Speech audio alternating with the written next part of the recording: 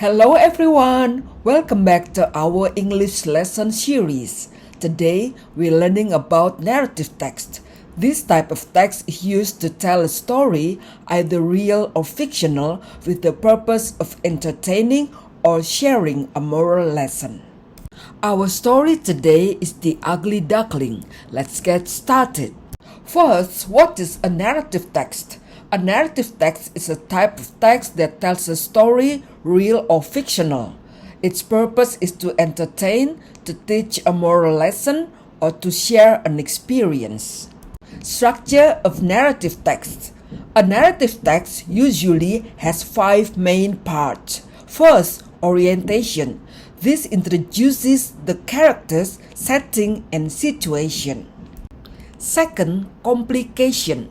This is the problem or conflict that makes the story interesting. Third, sequence or events. These are the actions or events that happen to solve the problem. Fourth, resolution. This is how the problem is solved. Finally, coda. Sometimes the story ends with a moral or reflection. Language features. Narrative texts often used past tense verbs such as was, when, said. Time connectors such as then, after that, suddenly. Action verbs such as ran, climbed, fought. Descriptive language for characters and settings. Now let's listen to an example of a narrative text. I'll play a story from my previous video. While listening, try to identify the orientation, complication, and resolution. The Ugly Duckling. Once upon a time, in a quiet countryside, a mother duck sat on her nest waiting for her eggs to hatch. One by one, the eggs cracked open and out came fluffy yellow ducklings. But one egg was different, larger and slower to hatch. When it finally opened, out came a strange-looking duckling. He was bigger, grayer, and not as cute as the others. The other animals called him ugly, and even his siblings teased him.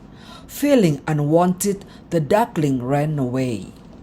He wandered through forests and farms, facing cold winters and loneliness. But he never gave up.